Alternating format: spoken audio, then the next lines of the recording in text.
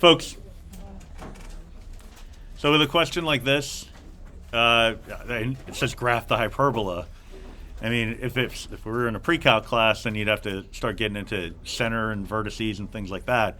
But we have Desmos, and it's not a pre-calc class, so there you go.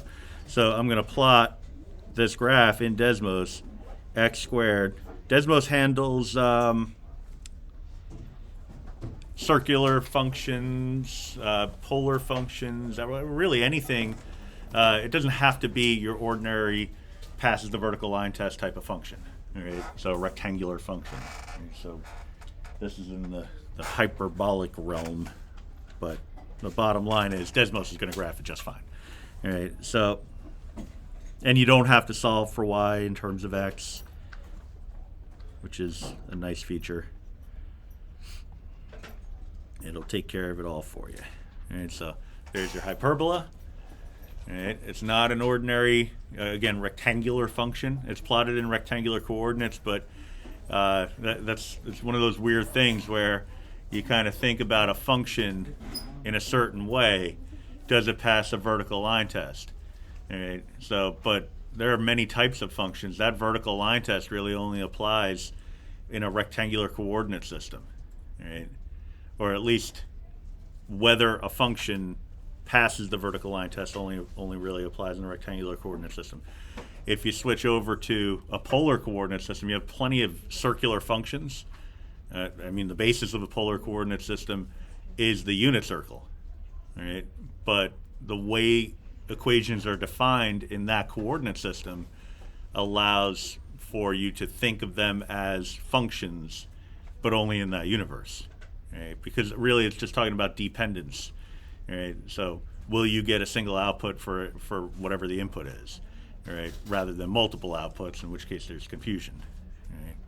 So here, not the case, but if we change the coordinate system, which you would learn about in a higher level calculus course, you can find derivatives and then use that to answer the question, but in a more streamlined way approach. So anyway. We want to find the equation of the tangent line at 2, 0. 2, 0 is right here at that turning point, at that vertex. My suspicion is that and it's more than a suspicion, it's just a fact. We'll get to it in a minute. But it's looking like it's going to be a vertical tangent. Right? So a vertical line corresponding to that tangent. All right? So to carry out this process, we find the derivative. All right? The current form isn't really too appealing. Right? I want it to be power rule ready. So I'm going to write it as 1/4 x squared minus 1/9 y squared is equal to 1. We'll take the derivative of that using the power rule, just knowing that anytime we take the derivative, we're applying the chain rule. It's d, whatever the variable is, dx. All right? So 1/2, so 1/4 times 2, 1/2 x to the first power times the derivative of that mysterious unknown function x, right, with respect to x. So dx. Right, minus 2/9 y to the first multiplied by the derivative of that mysterious y function, that unknown y function, which would be, with respect to x, dy dx. And derivative of the constant would be equal to 0. Now, long explanations as to the reasoning behind this aside, we know now that essentially anytime you take the derivative of a y term, you're slapping on a dy dx. Right, because the dx is going to cancel algebraically anyway. So we would have 1/2 x minus 2/9 y dy dx is equal to 0. With our next task being to isolate the dy dx. If we could do that, then we'll have an expression that represents the derivative or the slope of the tangent line, and then we can go about the process of finding the actual tangent line equation. All right, so I'm going to subtract the 1/2 x from both sides. So negative 2/9 y dy dx is equal to negative 1/2 x Then I'm going to divide both sides by a negative 2/9. Well, negative 2/9 y.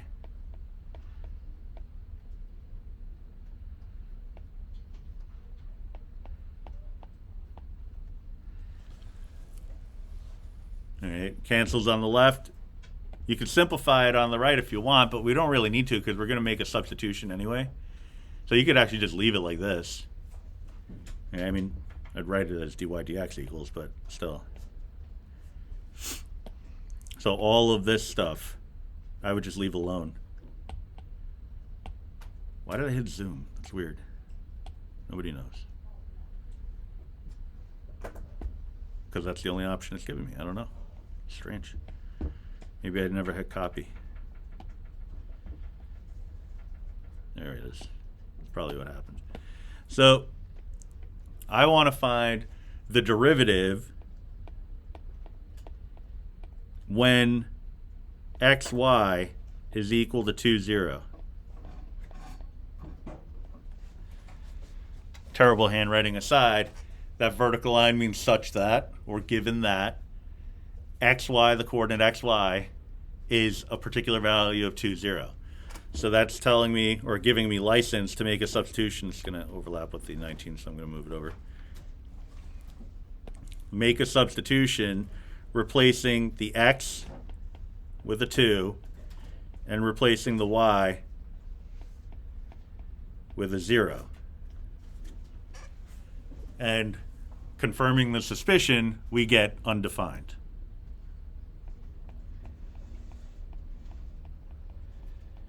All right. Undefined in this context doesn't mean there's no answer.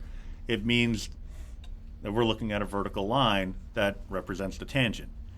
All right. So, I mean, if you want to try to use a point slope form or something like that, you're gonna be meeting with disappointment, right? Because how do you substitute undefined in? I mean, there is a way to do it, but it's not pretty. All right. So you just look at the picture and say, okay, well, I know it's a vertical line and it's going through that point 2, 0, so it must be x equals 2. All right. So x equals 2 is the tangent line.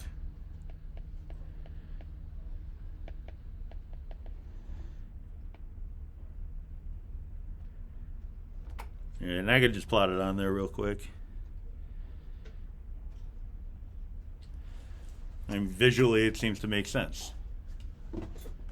I'll get that popped into the graph, or into the notes in a little bit. Well, actually, I guess I could do it now.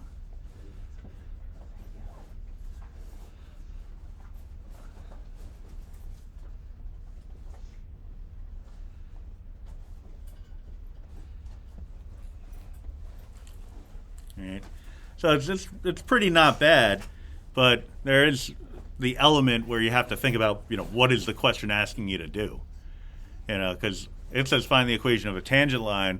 A lot of folks will stop with the undefined and say, okay, well that's it. That's all I have to do. When they say equation of a tangent line, they're not asking for the slope of the tangent line. They're asking for an equation that could be plotted to represent that actual tangent line. So number 4 is pretty much the same idea. Right, you got that asteroid there, and then number 5, it's asking for the second derivative. So I want to go back now and take a look at number 2, but finding the second derivative of that. All right.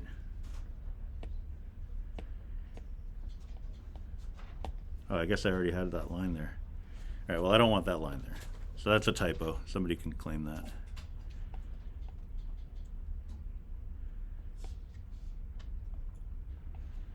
And I don't want this line here.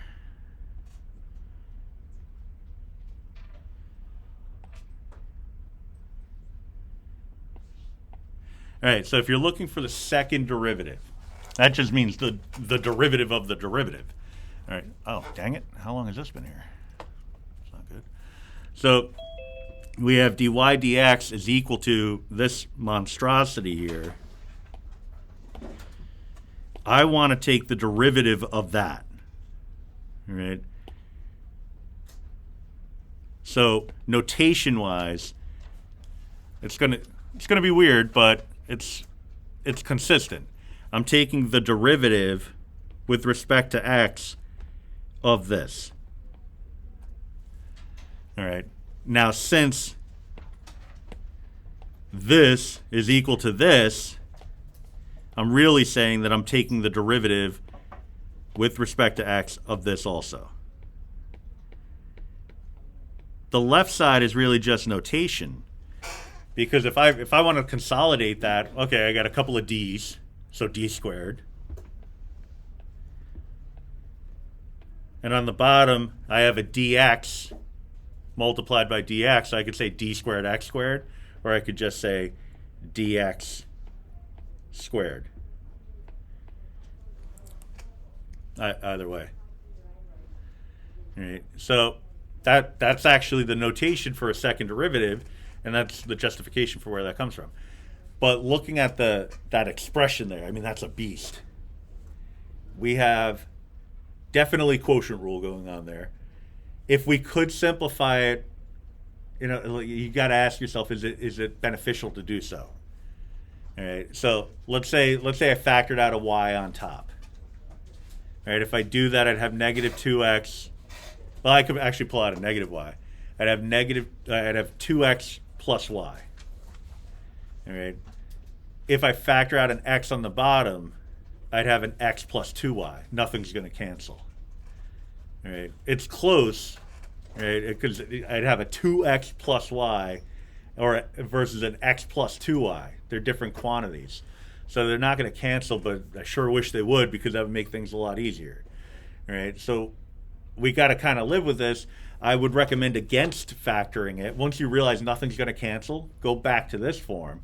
Because, you look at it, you say, oh, I've always been taught to factor. Factoring is a great thing. We should do that. You look at it and you say, you got the negative y, you pull that out, 2x plus y. And then on the bottom, you pull out an x. And then you get an x plus 2y. And you're like, okay, yeah, I mean, it's good. But now what you did was you took something that was just quotient rule and made it quotient rule and a couple of product rules, right? You just made it, I don't want to say 10 times harder, but you made it harder. All right, so factoring is a strategy, but it's not the end all. Because if you factor this and realize it's not getting you anywhere, you want to go back to this form, right? It's more consistent with the simpler rules for differentiation. All right, so then I jump into my quotient rule. If the bottom's always just squared, there's no derivative there. So it's low d high minus high d low over the denominator squared, and away we go. So low d high. So the low, that's this one here, x squared plus 2xy, d high. So the derivative of the high component. All right. I'm going to write it using notation because I'm going to have to find that derivative separately anyway. All right. So I'm going to say d dx negative 2xy minus y squared.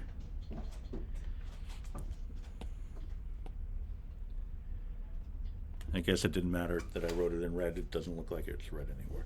All right. Minus high d low.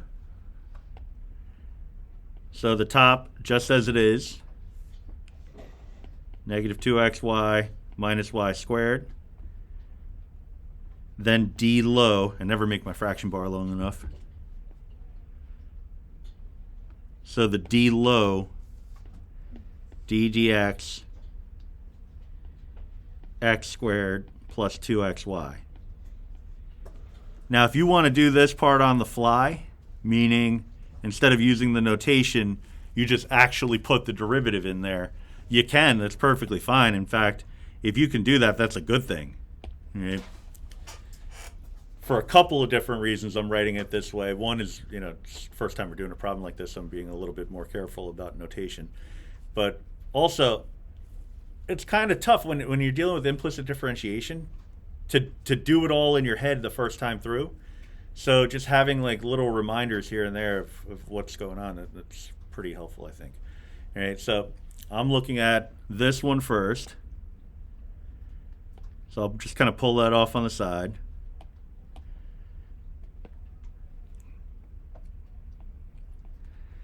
All right, so negative 2xy minus y squared, that's the same as saying negative 2x times y. Let me get rid of the highlight. Expand it a little bit.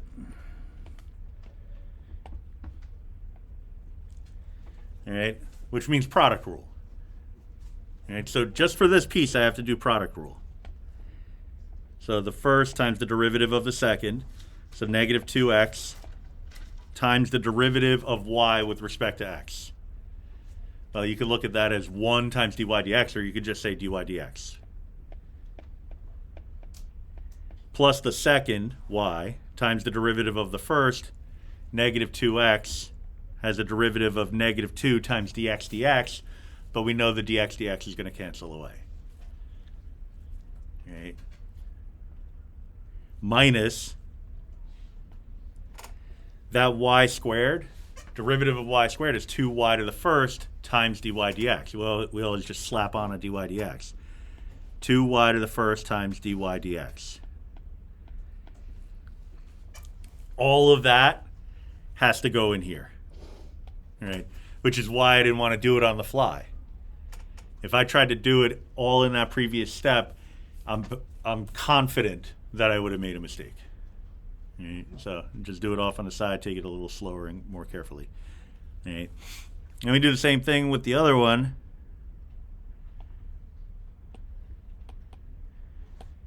Same deal, we got some product rule in there.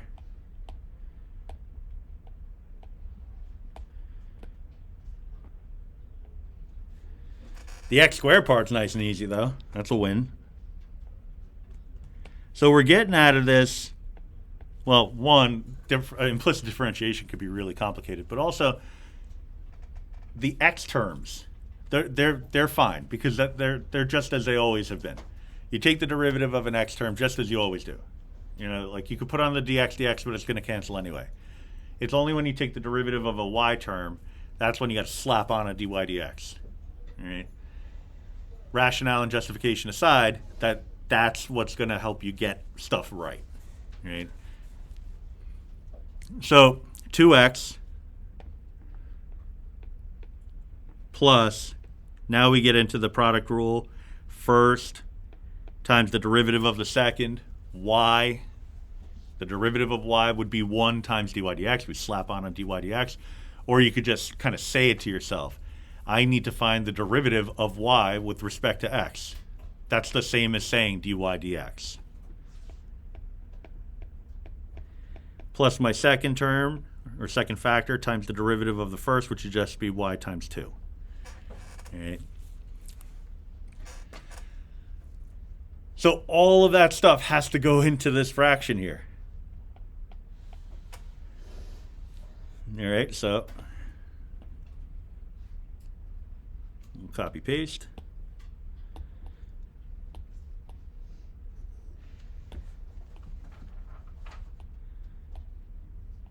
These can get swapped out. My fraction's going to get much bigger. Let me just put this aside for a sec. This is going in there for that first part.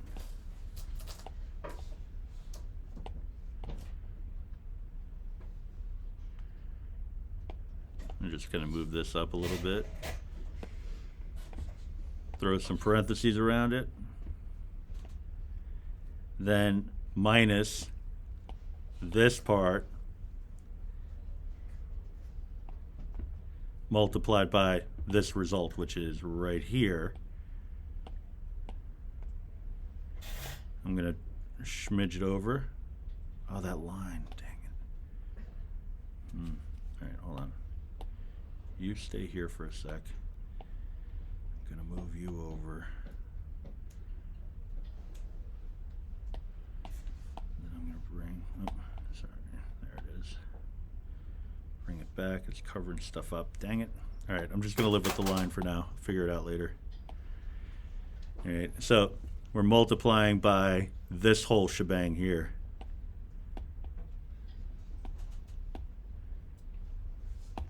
Got to extend my fraction. And we're almost done with this problem. You may have noticed,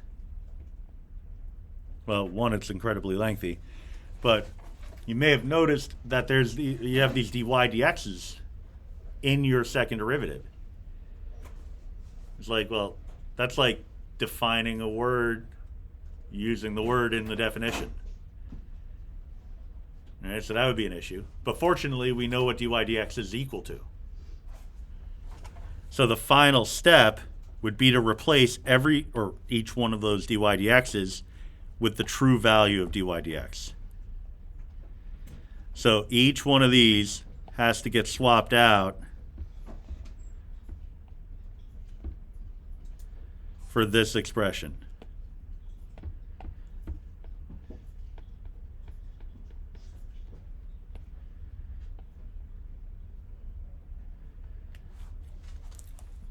So copy paste, plug it all.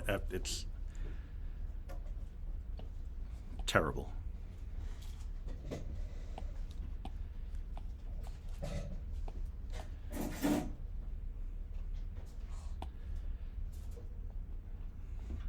It's probably going to have to go over here a little bit. And unfortunately, I wouldn't categorize this as a difficult second derivative problem.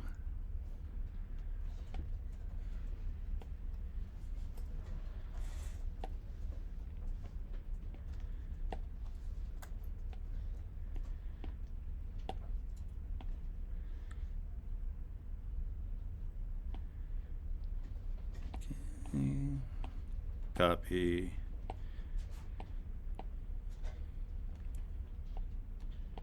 Smaller.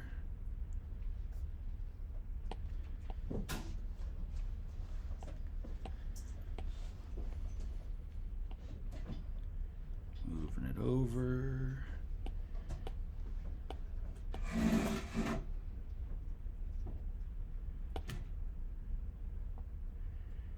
And moving it over.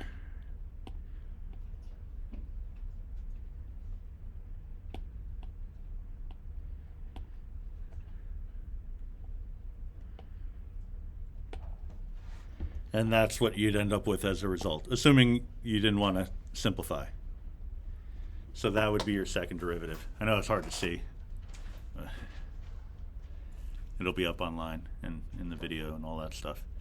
But that's a crazy one. Right? The concept though is crazy. It's not like this problem itself is overly difficult. I mean, there's a lot of ingredients, a lot of moving parts, but the concept of finding the second derivative using implicit differentiation is just a bear. Right? If you wanted to find the third derivative, it'd be even worse. So anyway, that's that.